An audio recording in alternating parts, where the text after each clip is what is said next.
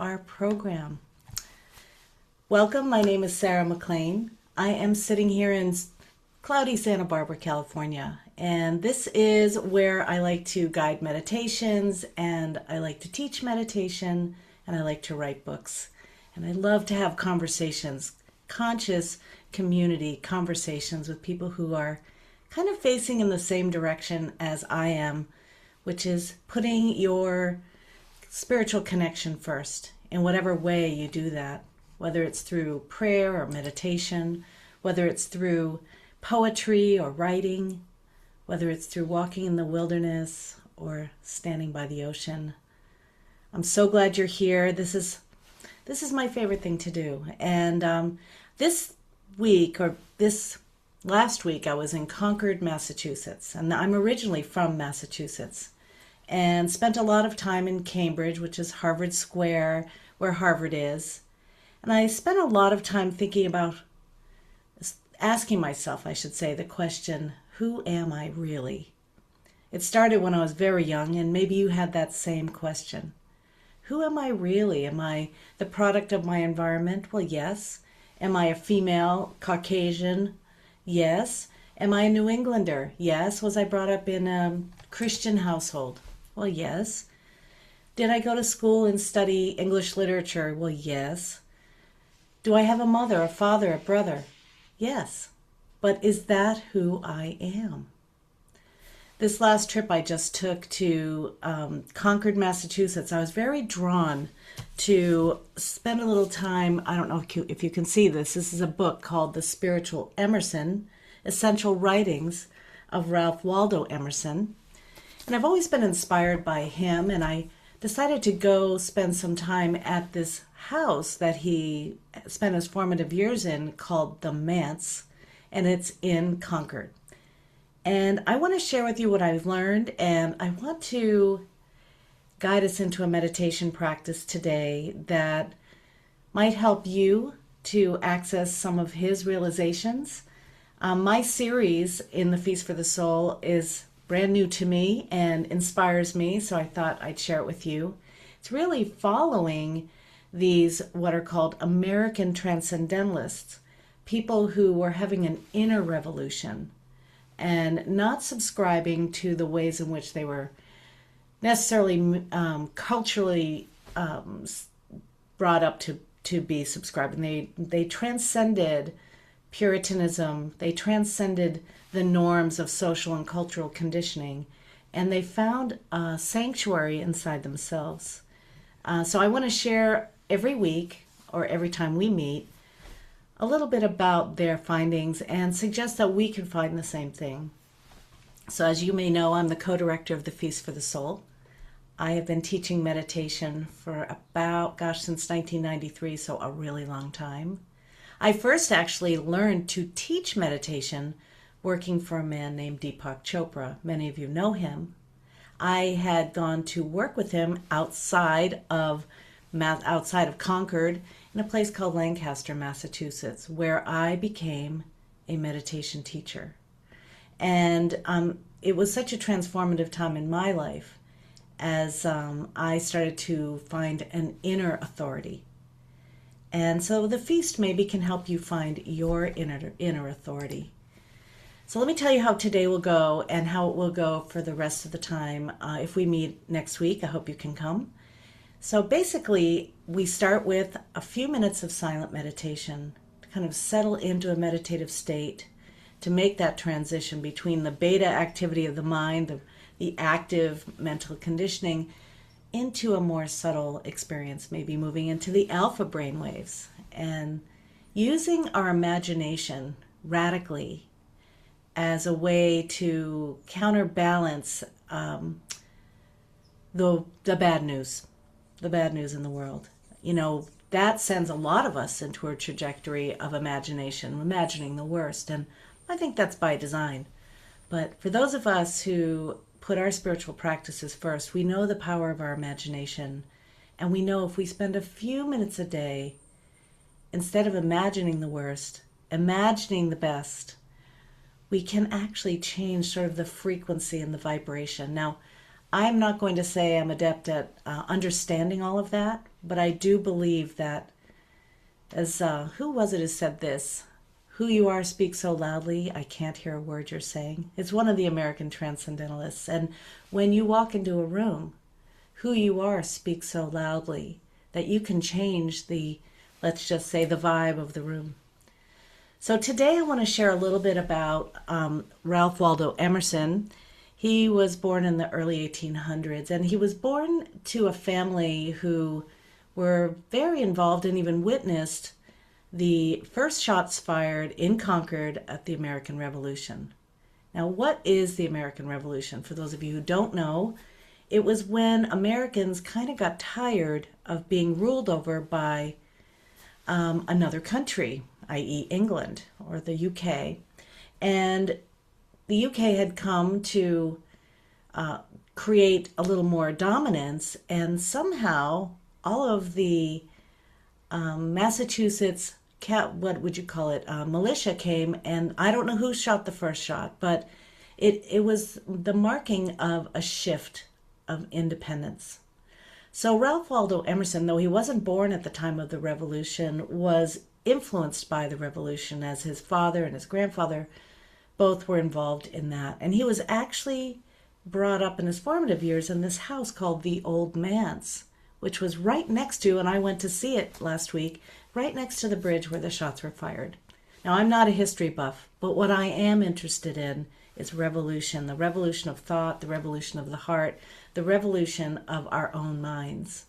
And so just to give you a brief history of him, and then it's kind of how he navigated his life. He was born into a family of ministers, Puritan ministers, who were much more interested in rules rather than direct experience of God. And he was set off to be a minister. He went to Harvard at a very young age and started studying how to be a minister. A minister in those days was considered like the mayor of a town. So it was a very lofty position. His father died when he was about 8, I think, and his mother remarried to a man who was also a minister. And his grandfather was a minister. And he followed suit, and yet he had already faced a lot of loss. He had faced the loss of his father and one of his siblings, and he ended up at a young age getting married. He married a woman, I can't remember her name, let me see, I think it was Ellen Tucker, and she died like a couple of years later, I think, of tuberculosis, and one of their children died. So here's a man who believes in the divine in some way, shape, or form, but he's already faced a lot of loss. And this started a revolution in him. And I think if you look back on your life, maybe there's been a severe loss, a loss of love, that has jump-started a revolution for you. But this certainly jump-started a revolution for him. He became heartbroken, but he went on to marry someone else. And he began to question, as we all do, who he really is. So he, as I started today saying I'm this, that, and the other thing, but is that who I am really? I'm going to invite you right now to close your eyes for a moment and ask yourself, who am I?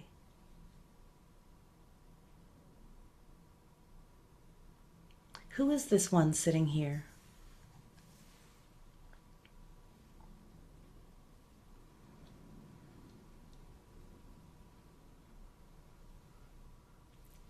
Whatever answer seems to meet the question, whether it's from your mind or from your experience, is it really and fully the right, or let's just say the full answer of who you really are? Who am I really?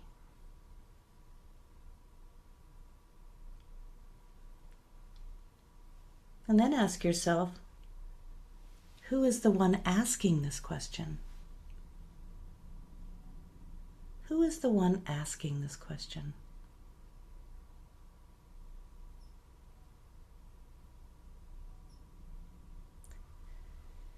And you may keep your eyes closed if you like, or open them again. And what you may have experienced just for an instant is what Ralph Waldo Emerson experienced. that there is something greater that lives through him as him. He called it the One. The One. He wrote about it in some of his essays.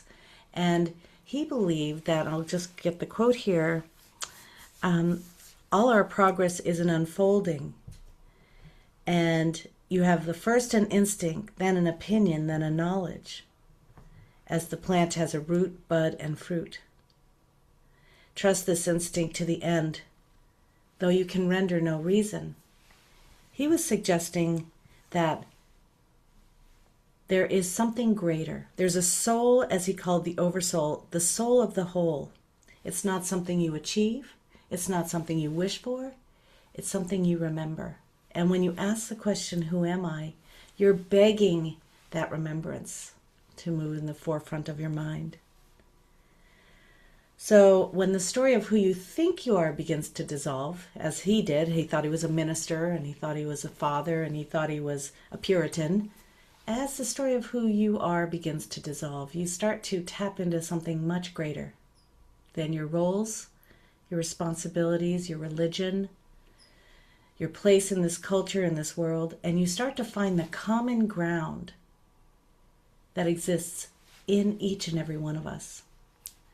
So it's a dissolution of division and a coming to the awareness of the soul of the whole that lives through you as you.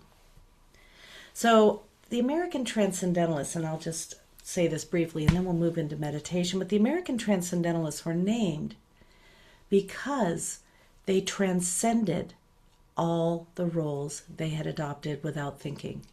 They transcended the rules, and they found instead this inner authority, this inner moral authority, this inner connection, this inner love for their fellow human beings and nature itself.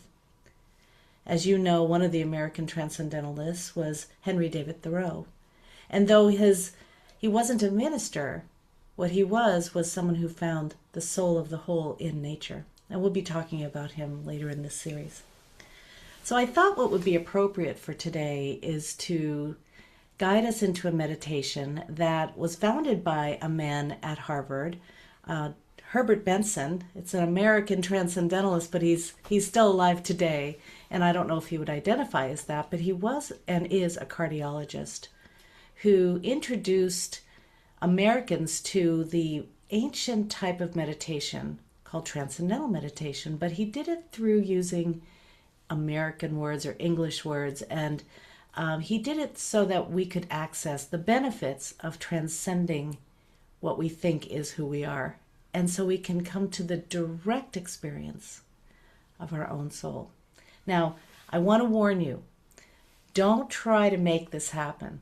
Transcending is something that happens when you set yourself up, when you're kind to yourself, when you recognize your mind has drifted away to some sort of philosophy or another time or place, and when you come right back here.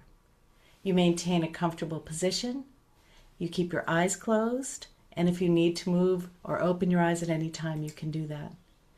So I like to suggest that you don't try too hard and let go of any expectations you might have.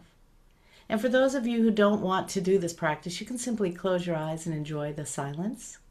Or if you do have something called a mantra, it means instrument for the mind, which is what we're going to use in English, then you can use the one you like. But a mantra is an instrument for the mind, something you hold on to keep the mind steady and tethered to this moment. Because after all, it's in this present moment that you can really touch your life. So let's, if you want to, get comfortable. You can sit upright if you like, or if you prefer to lean back and get the support of the chair behind you or the cushion, do that. This meditation is going to be about 20 minutes, but I'll be keeping track of the time. And for those of you new to meditation, you can recognize that you might have already had some resistance, but I can tell you 20 minutes goes quickly, especially if you are transcending time and space, which is quite often what happens as we meditate. Anybody can do this. You don't need special powers. And you can move if you need to as we go through this practice. So let's take a moment now with the eyes closed, or if you prefer gazing downward to the ground. Let's take a moment to settle. And as you may notice, when you close your eyes and you become settled, your breath might change as it gets a little deeper, a little slower. And you can invite a long, slow, deep breath in and out through your nose if you like. At your own pace, maybe taking 2 or 3 of those.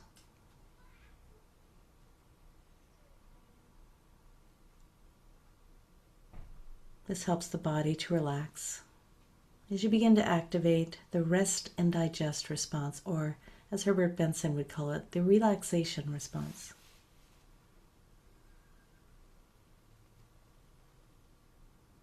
And allowing your breath to return to its natural rhythm and depth.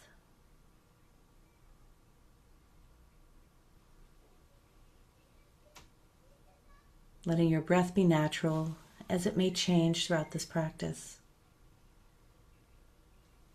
It might get faster or slower, deeper or shallower. No need to control or regulate your breath. In fact, there's no need to control or regulate anything in this moment.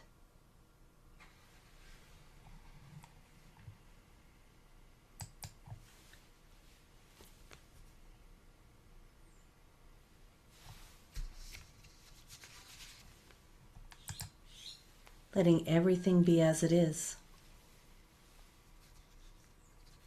First, welcoming the sound you hear.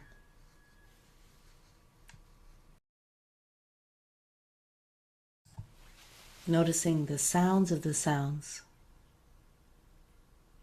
whether they're outside your room or inside your room or inside your body.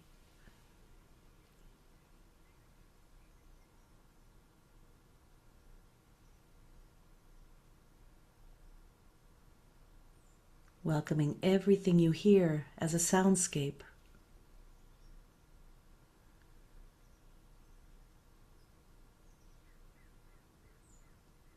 Noticing how some sounds arise from the silence and return to the silence,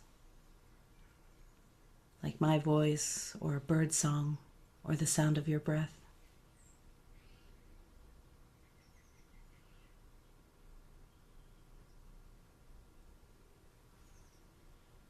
Other sounds seem to have a steady presence.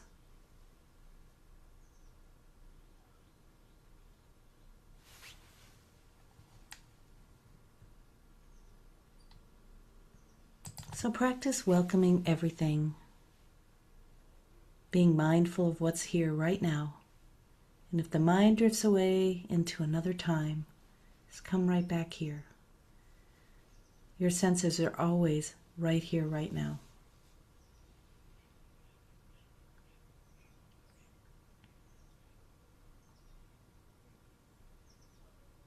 Also, as you sit here with your eyes closed, you can begin now to welcome sensations.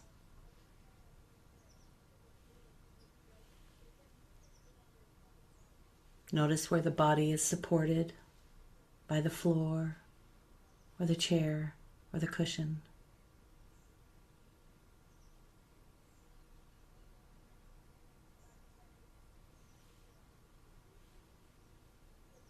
Let your body settle into this support.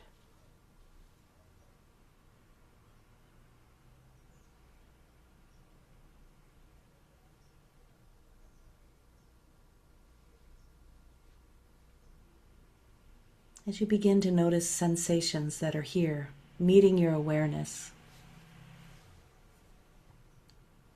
The sensation of sitting,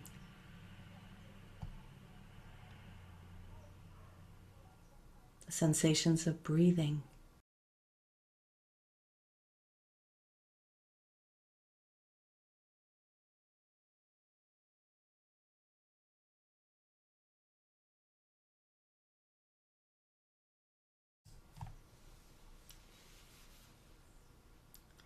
You can bring your attention now to the sensation of the clothing draping your skin, or the air touching your face or hands.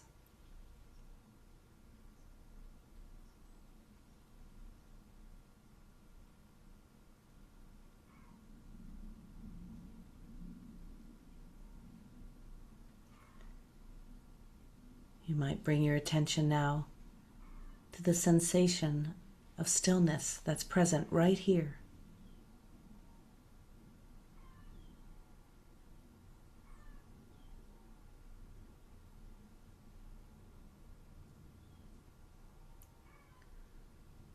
Or the sensation of movement, however subtle.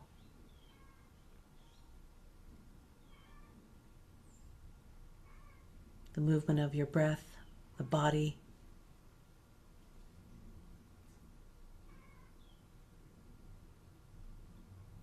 Perhaps you sense your heartbeat or your pulse.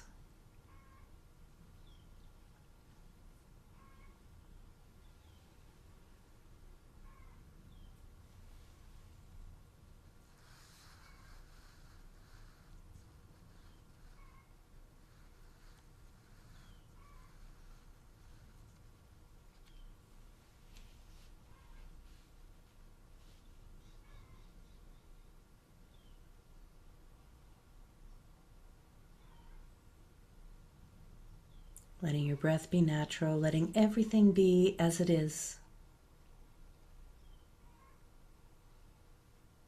You can begin to tune in to the sensation of breathing.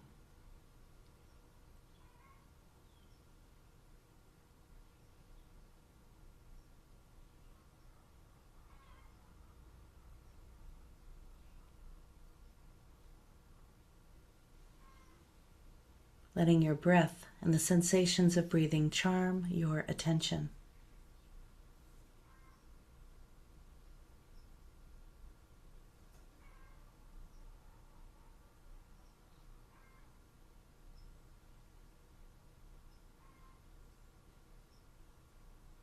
Notice the cool air as you breathe in, the warmer breath as you exhale.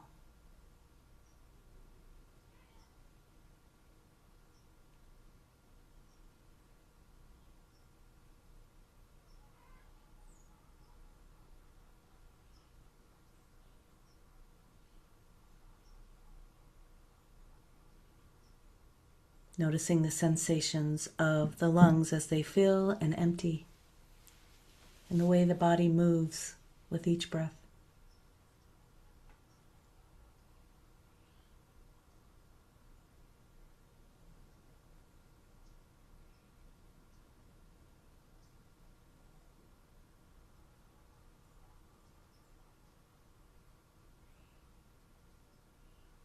Notice the pauses between each breath, between the movement.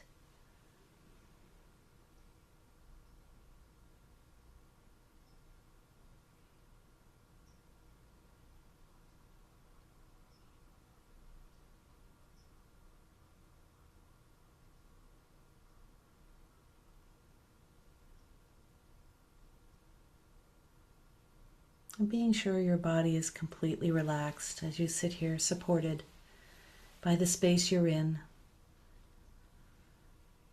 by the seat you're on.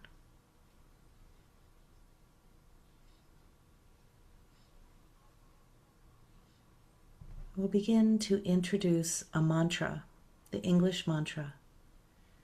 On the exhale, you silently think the word one. Inhaling and then exhaling the word one.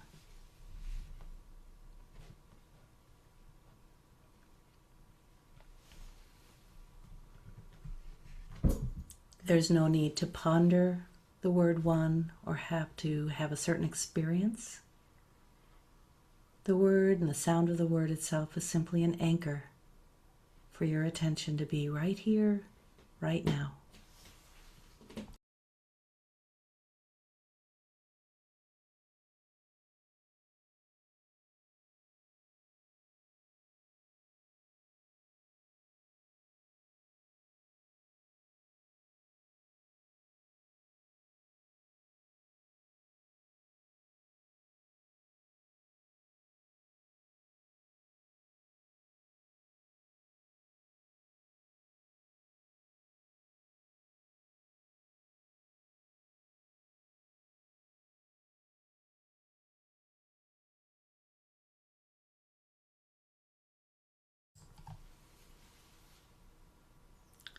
There's no special experience you should be having.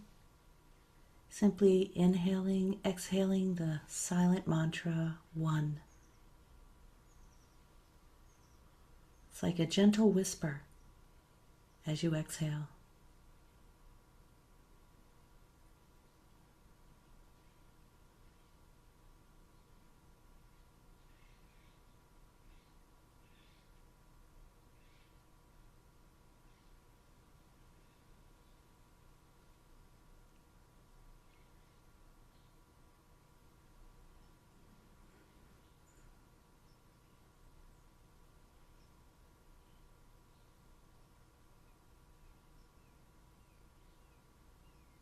Whenever you notice your attention drifting away to another place and time, another thought, experience, come back here, right back to this breath, to this mantra, to this moment.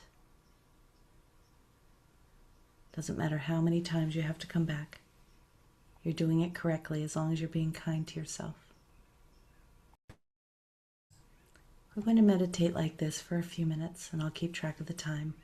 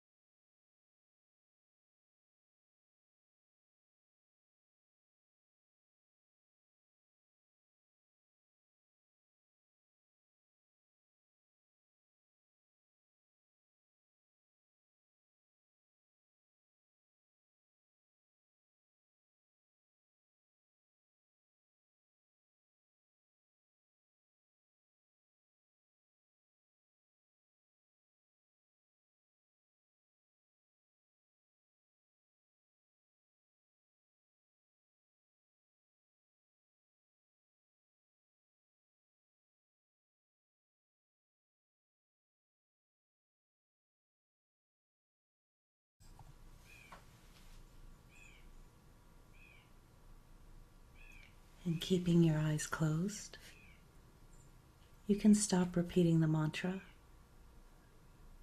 and simply rest in awareness.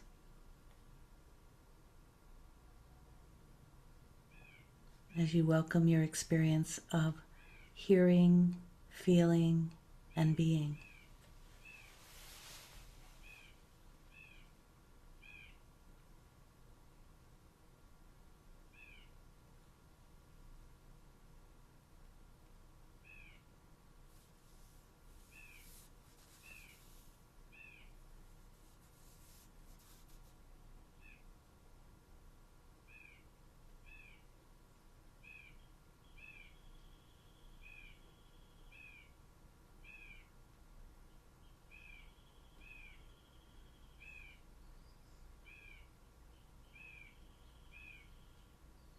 There's nothing to change, nothing to improve upon.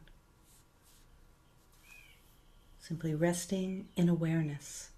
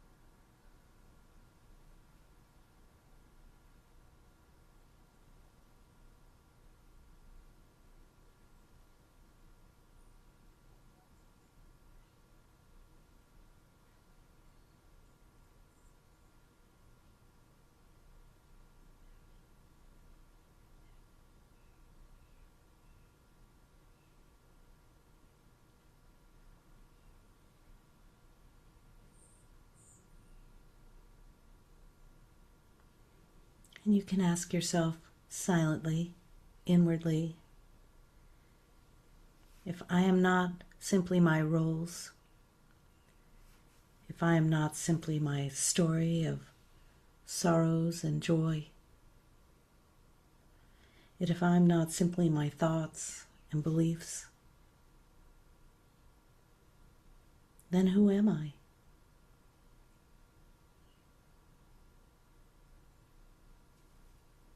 Who am I?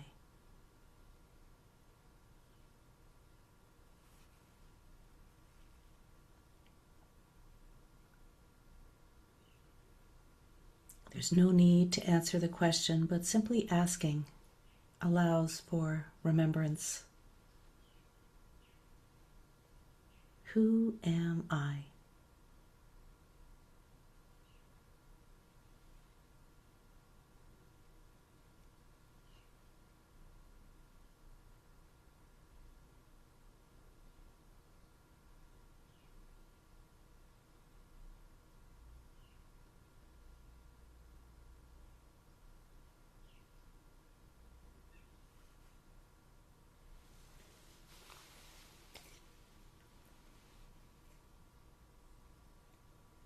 Awareness is here. Presence is here.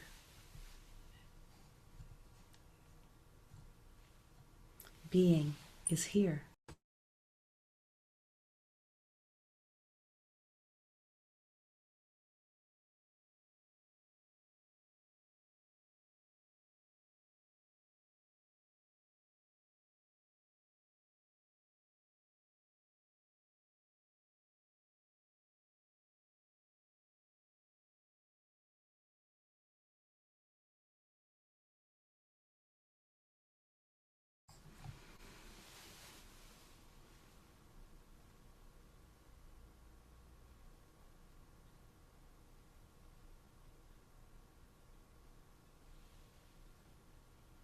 Perhaps you are being carried through this life by a force that's not your own.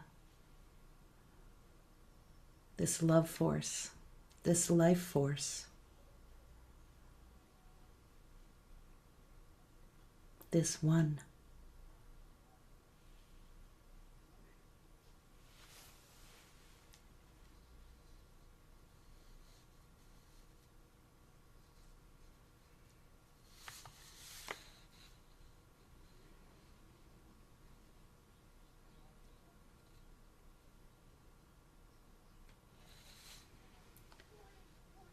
I invite you to keep your eyes closed as you give yourself some deeper breaths, ideally through the nose.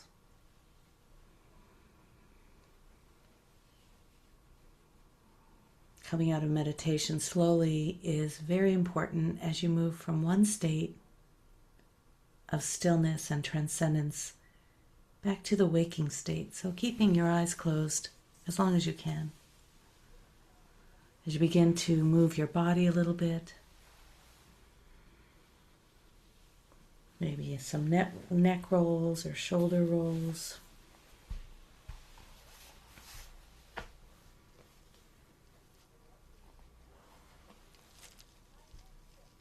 Becoming aware of the sounds around you, the sensations in the body.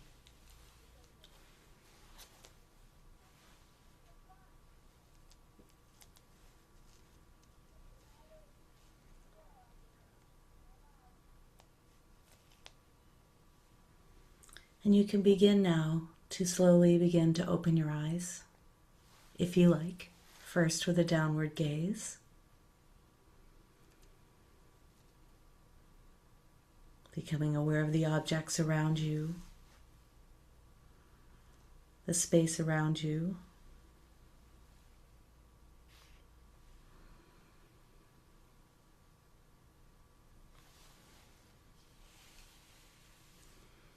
You can open your eyes all the way.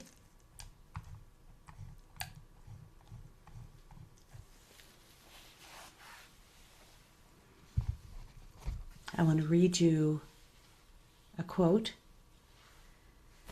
This is this revolution between being object-centered, newscast-centered, worldly-centered, and moving to being soul-centered, which is the name of a book I wrote. I'm not promoting it, but I am going to read a quote from it. Each of us is the individualized expression of this intelligent field of awareness, and we're interconnected by a field of consciousness. I love that the word consciousness has no plural. Doesn't the description of this field sound similar to the soul of the whole, written about by Ralph Waldo Emerson? He said, "Within man is the soul of the whole, the wise silence, the universal beauty to which every part and particle is equally related, the eternal one. We see the world piece by piece as the sun, the moon, the animal, the tree, but the whole of which these are shining parts is the soul." He was very, very influenced by this particular belief system that he experienced and then tried to talk about. Very challenging to point to this nebulous quality that we can feel but has no dimension in time and space. It's like who you are. So thank you for joining me for that. Oh, I wanted to share one thing he used to say. He talked about life, everything in life, as being the front side of a tapestry. Beautiful trees and flowers and people and things. And if you know a tapestry, if you turn it over and see the back, you see all the ties, the strings, the knots. He said that's the world, and that's awareness itself. We see the objects in our awareness, but behind every object is our awareness, the soul of the whole that lives through you as you. So what I'm going to do now is I'm going to stop the recording, and I'm going to ask for anyone would like to share. Also, if you'd like to share your insights in the chat, or where you're seated, or where you're practicing from. That way people can look and reach out to you. I'm going to take some questions, and I'd love to hear your comments, your experience, and then we can move into a breakout session if you like. meeting some people in this community. So I'm going to stop recording now. Thank you for joining us.